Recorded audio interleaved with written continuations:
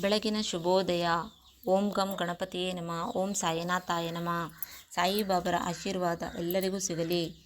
ಬಾಬಾರನ್ನು ನಂಬಿ ನಡೆದರೆ ಯಾವ ತೊಂದರೆಯೂ ಎದುರಾಗುವುದಿಲ್ಲ. ಬಾಬಾ ನಮ್ಮ ಉಸಿರು, ಅವರೇ ನಮ್ಮ ಕನಸು.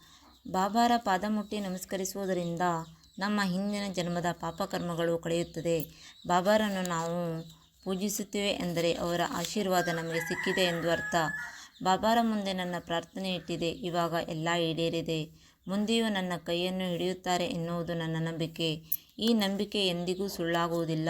ಇವಾಗ ನಾನು ಬಾಬಾರನ್ನು ಭಕ್ತಿ, ಶ್ರದ್ಧೆ, ಪ್ರಾರ್ಥನೆಯಿಂದ ಬಾಬಾರನ್ನು ಸ್ಮರಿಸುತ್ತೇನೆ. ಎಂದಿಗೂ ನನ್ನ ಹೃದಯದಲ್ಲಿ ಬಾಬಾರವರು ಇದ್ದಾರೆ. ಯಾರೇ ನನ್ನ ಮನಸ್ಸಿಗೆ ನೋವು ಮಾಡಿದರೂ ಬಾಬಾರ ಮನಸ್ಸಿಗೆ ನೋವು ಮಾಡಿದ ಹಾಗೆ. ಬಾಬಾರನ್ನು ಮನಸ್ಸಿನಲ್ಲಿ ಸ್ಮರಿಸಿದರೆ ಸಾಕು. ಬಾಬಾ ನನ್ನ ಅರ್ಧ ಕಷ್ಟವನ್ನು ದೂರ ಮಾಡುತ್ತಾರೆ.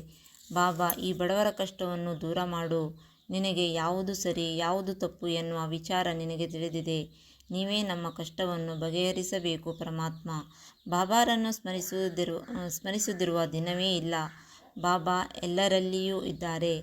ಬಾಬಾರನ್ನು ಅರಿತು ನಡೆದರೆ ಯಾವುದೇ ತೊಂದರೆ ಬಾರದು. ಎಲ್ಲರಿಗೂ ದಸರಾ ಮಹೋತ್ಸವದ ಶುಭಾಶಯಗಳು. ಓಂ ಸಾಯಿರಾಮ್. ಓಂ ಸಾಯಿನಾಥಾಯ ನಮಃ. Thank you Baba.